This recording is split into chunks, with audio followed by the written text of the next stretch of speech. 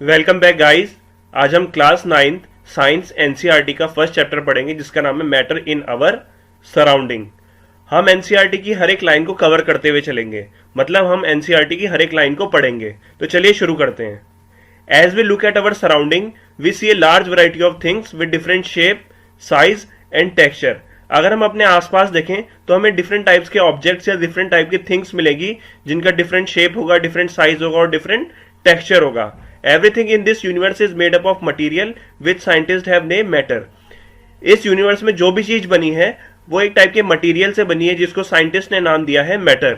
The air we breathe, जो हम सांस लेते हैं, द फूड वी ईट, जो हम खाना खाते हैं, stone, clouds, star, plants and animal, और यहां तक कि पानी की एक छोटी सी बूंद और सैंड का एक छोटा सा पार्टिकल, ये सब क्या है? मैटर।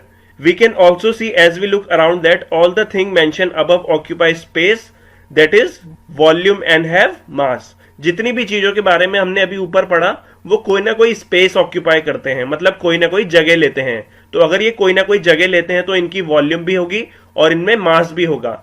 अब वॉल्यूम में यहाँ पे एक स्टार दिया है, इसको नीचे देख लेते हैं। इंफॉर्मेशन दी गई है वॉल्यूम की यहां पर। The SI unit of volume is cubic metre. Metre cube जो होती है वॉल्यूम की इंटरनेशनल यूनिट होती है।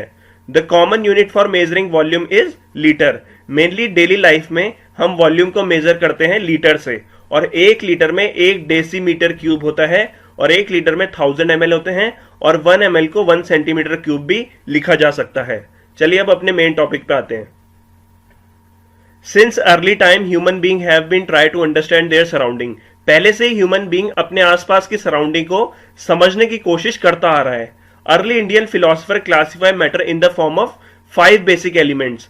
जो इंडियन फिलोसोफर थे उन्होंने मैटर को क्लासिफाई किया था 5 बेसिक एलिमेंट्स में, जिसको उन्होंने बोला था पंच तत्व। यह है air, earth, fire, sky, water.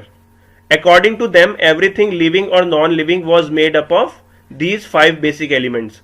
According to the Indian philosopher जो भी चीज यूनिवर्स में बनी है, चाहे वो लिविंग हो चाहे वो नॉन लिविंग हो, वो मेनली 5 बेसिक एलिमेंट से बनी है जिनको उन्होंने नाम दिया पंच तत्व। Ancient Greek philosopher had arrive at similar classification of matter. जो एंशियंट ग्रीक फिलोसोफर थे वो भी इसी रिजल्ट पे पहुंचे कि हमारे यूनिवर्स में जो भी लिविंग और नॉन लिविंग चीज है वो मेनली 5 एलिमेंट से बनी है, मतलब पंच तत्व से बनी है। Modern day scientists have evolved 2 type of classification of matter based on their physical properties and chemical nature. Modern day जो साइंटिस्ट हैं उन्होंने मैटर को क्लासिफाई किया है on the basis of physical properties और केमिकल नेचर। तो इस chapter में हम फिजिकल प्रॉपर्टीज के बारे में पढ़ेंगे, मतलब इस चैप्टर में हम मैटर को पढ़ेंगे on the basis of their physical properties. Chemical aspect जो हम पढ़ेंगे मैटर का वो अगले चैप्टर में पढ़ेंगे। चलिए आगे बढ़ते हैं। Physical nature of matter. Matter is made up of particle. For a long time, 2 school thought prevailed regarding the nature of matter. यहाँ पे जो स्कूल वर्ड आया है ये विद्यालय का नहीं है, ये है 2 ग्रुप का। मतलब 2 ऐसे ग्रुप थे जो 2 अलग अलग राय रखते थे मैटर के लिए। One school believe that matter is continuous like a block of wood. पहला जो स्कूल है, पहला जो ग्रुप है वो मानता था कि जो मैटर है वो कंटिन्यूअस है, मतलब as a block of wood, जैसे कि वुड का ब्लॉक होता है। Whereas the other thought that matter was made up of particle like sand. और दूसरे ग्रुप का मानना था कि जो मैटर है वो मेनली छोटे छोटे पार्टिकल से मिलकर बना है, जैसे कि सैंड बनी हुई होती है। Let us perform an activity to decide about the nature of matter. तो हम एक एक्टिविटी करेंगे जिससे हम पता करेंगे कि जो मैटर है वो कंटिन्यूअस है या पार्टिकुलेट है। तो चलिए सबसे पहले इस एक्टिविटी को देख लेते हैं। तो सबसे पहले बात करते हैं एक्टिविटी 1.1 की। Take a 100 ml beaker. सबसे पहले 100 ml का एक बीकर लेना है। Fill the beaker with water and mark the level of water. और वाटर आधा भर देना है बीकर के अंदर और एक मार्क लगा देना है, जैसे कि ये बीकर है, बीकर में हमने पानी डाला और यहां पे हमने एक मार्क लगा दिया। उसके बाद dissolve some salt sugar with the help of glass rod. Glass rod की हेल्प से हमें क्या करना है? शुगर को या सॉल्ट को इसमें मिला देना है।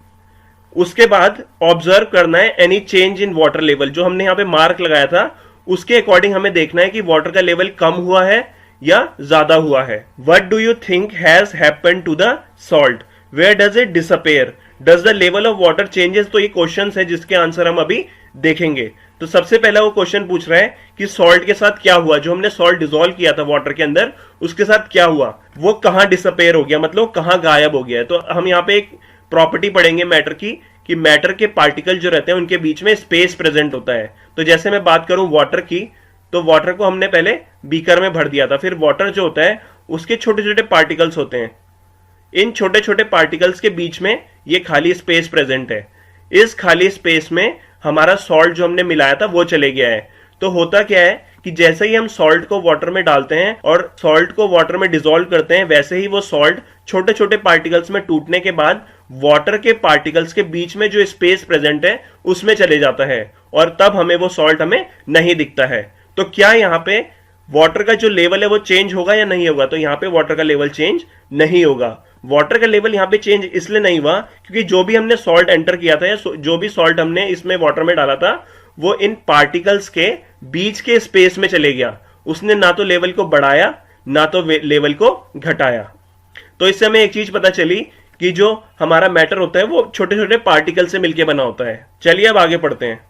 In order to answer these questions, we need to use idea that matter is made up of particles. तो हमने जैसा अभी पहले बताया कि हमने इनका आंसर पता कर लिया है कि इन क्वेश्चंस का आंसर क्या है।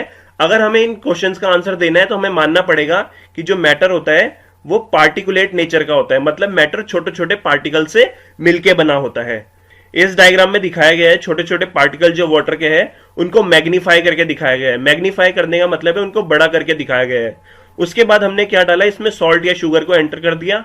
जैसे ही हमने सॉल्ट और शुगर को एंटर किया तो ग्लास रॉड की मदद से हम इसको सॉल्ट को वाटर में मिलाएंगे। जैसे ही सॉल्ट वाटर के अंदर मिल जाएगा तो सॉल्ट डिसअपेयर हो जाएगा। आपको पहले भी पता है, जो मैंने पहले बता दिया था कि वाटर के अंदर जब हम सॉल्ट को डिसॉल्व करेंगे तो सॉल्ट वाटर के छोटे छोटे पार्टिकल्स के बीच में जो स्पेस है उस स्पेस में वो सॉल्ट चले जाएगा। जैसे ही वो सॉल्ट उस स्पेस में जाएगा तो ना तो वाटर का लेवल बढ़ेगा ना तो वाटर का लेवल घटेगा, और ना ही हमें सॉल्ट दिखाई देगा क्योंकि वो वाटर के छोटे छोटे पार्टिकल्स के बीच में जो स्पेस प्रेजेंट है उसमें चले गया है। When we dissolve salt in water, the particles of salt get into the space between the particles. जैसा कि ये बोल रहे हैं, जैसे ही हमने सॉल्ट को डिसॉल्व किया वाटर में, जो सॉल्ट के पार्टिकल्स हैं वो वाटर के पार्टिकल्स के बीच में जो स्पेस प्रेजेंट है उसमें चले गया है।